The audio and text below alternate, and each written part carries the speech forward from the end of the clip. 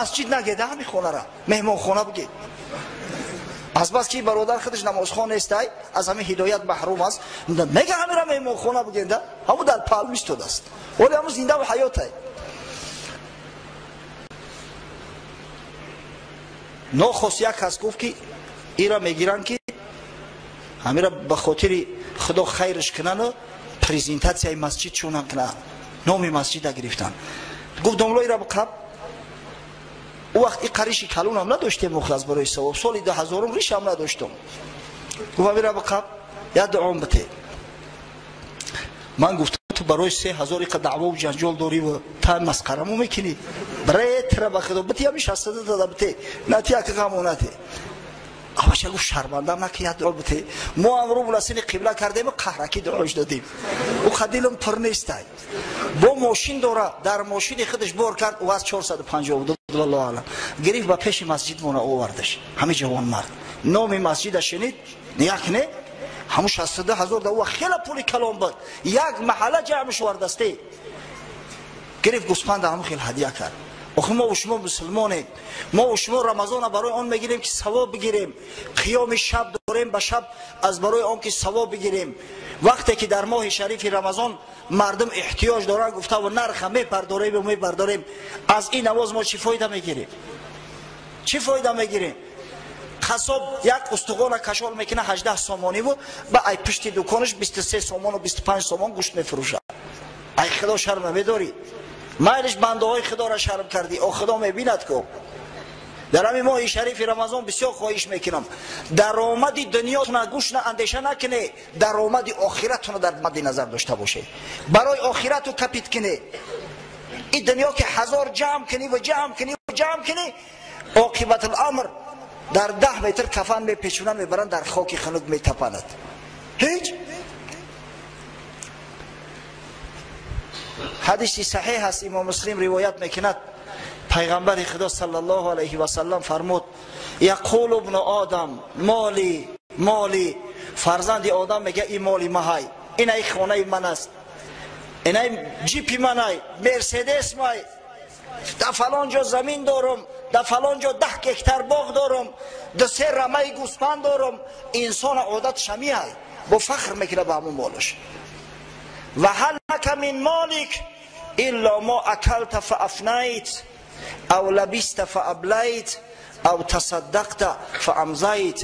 ای فرزند انسان تو مالی خاک داری مالی تو اونم طعامی است که خوردیش 1 ساعت پس میره در حاجت خونه میبروریش یک نجاست بدبویی که از او دا بدبوتر چیزی نیست با بریت میقپی.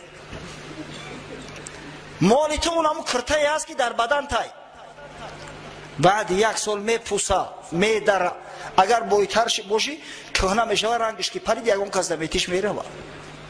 او تصدقت فامضیت مالی تو همون خیرات و احساناتی هست که میکنی که او البته به تو میرسه فردا روز قیامت همون صدقه و خیراتی کردگید میرسد. مولا با کی جمع میکنی؟ نمیمانی در این دنیا 90 سال مگر هستی برای غیر حمال. آخی تو در این دنیا 90 ساعت زندگی نمیکنی برای بیگانه ها را تو حمالی تو گروز چی که تو خدمت بیگانه ها را میکنی برای مردم جمع میکنی. به شوی زن بماند مخزنی تو به جان خود عجایب دشمنی تو. یاش مردی به شوهری زن تا میمونی مولا اگر پیر مردی یا با کلن تا میمونی یا با دوموتا. چرا در جان خود جور میکنی؟ همون قیمان شو که زندگیشون ببرن بعد از دیگه چند قیمتونی خیر که برفت شوکت محمود در زمانه نماند جز این فسانه که نشناخت قدر فردوسی. سلطان محمود همین قدر بزرگ مرد بود همین قدر پادشاهی با شوکت و با شکوه بود بعدی مردنش چی میگن؟ به قدر فردوسی نرسید. اینم یک عملی ناجایی که کرده است همین را ذکر میکنن. پس باید از ما و شما نامی نیک مانه در همین ماه شریف رمضان همین مسلمان باید مسلمانیش اثبات کنه که تمام مردم دنیا حسد ببرن در تمام ممالک اسلامی مال باید ارزان باشه کسی از پشت سودی دنیوی ندوه. در اون صورت میگن که واقعا این مسلمان بدیان واقعا این دین اسلام بزرگ بده است. این مردم شما میدونه چی دینی بزرگ داره؟ یک گروه از کراتئیستای خارجی اومدن تاجیکستان. این کارم یک هفته پیش بود. در تاجیکستان اومدن این مردکو زیاده از 100 دولت دنیا را گشته بودند در جستجوی حقیقت برای نشان دادن هنرشو. ولی در شهر دوشنبه از زورخانه هست تأسیس دادن زورخانه. هر خیلمو چه بگم بازی ها و مسابقه ها را در همونجا میگذرونن. کاپوتسی گفتنی یک برادر لوچیو کاپوتسی باشه، دانیلو کاپوتسی، یک برادر ایتالیایی مهمان نوازی مسلمانان را دیده است، تازگی و آزادگی مسلمانان را دیده است. همراهش یک چند جوان مردای بدیان که مسلمانی واقعی از جمله برادر و حکمت الله کرامتوف، خدا نگهبانش باشه. بعد مسابقه میکروفون در دستش میگیره میگه لا اله الا الله محمد رسول الله. اینا یک هفته پیش لا اله الا الله محمد رسول الله. آخی ما باید که طرز رفتار داشته باشیم، طرز کار کنیم که هر دشمنی که ببینه رفتار که داری ما را، عمل خیری ما را، بگه لا اله الا الله محمد رسول الله. برای این برادرای عزیز این روزه ماه شریف رمضان غنیمت بدانید، قسم به خدای غنیمت های. 2 روز پس روزه میگذره، رمضان میگذره میروه، پشیمان میشیم، بعد پشیمانی سود نمیبخشه. ببینه عملهای خیر از 10 تا 700 ثواب دارن. خدای تعالی با ما و شما را بشارت داده است که مگر روزه را در این قطار حساب نکنه، مگر رمضان خیری رمضان را در این دنیا قطع حساب نکنه. فانه لی، زیرا که این روزه برای من است، و انا اجزی بهی، و پاداش روزه‌دارای رمضان، شخصایی را که عمل خیر در رمضان میکنن خدمت میدهم. این ماه به حد بزرگ است که حبیب خدا صلی الله علیه و سلم فرمود من تقرب فیه بخصلة من الخیر کان کمن ادى فریضة فیما سواه. هر کس در این ماه شریف یک عمل خیر انجام میدهد از روی اجر ثواب برابر است با یک فریضه در غیر رمضان. هم یک بیچاره محتاج همون خربزه یا تربست به نرخی خودش فروختی، تو گویا یک فرض در غیر رمضان انجام داده. این فرض میدونه پیش خدا چه قدر منزله داره. یک صدقه کردی تو گویا ثواب زکات گرفتی، مثل که در زکات ثواب میده خداوند، انا مخل برای یک صدقه نافله در ماه شریف رمضان به انسان خدای تعالی اجر ثواب عطا میکنه. سبحان الله. و من ادى فیه فریضه کان کمن ادى 70 فریضه فیما سواه. هر کسی در این ماه بزرگ یک فرض خدا را انجام میده از روی ثواب برابر است به 70 فرض. هر کسی در ماه شریف رمضان 5 نماز میخونه گویا که در یک شبانه روز 5 نماز نه، 7 کره 5 35 میشه، 350 نماز خونده است، ثواب 350 نماز میگیره. هر کسی که در ماه شریف رمضان ختم قرآن میگذراند، قرآن در داخل نماز فرض است، فرق نداره اون نماز چی ای، نمازی فرضی ای، نمازی نافله ای، سنت ای، واجب چیزی که باشه، قرائت در داخل نماز فرض است.